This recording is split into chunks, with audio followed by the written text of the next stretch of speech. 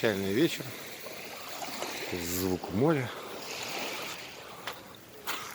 И вид на Спилс.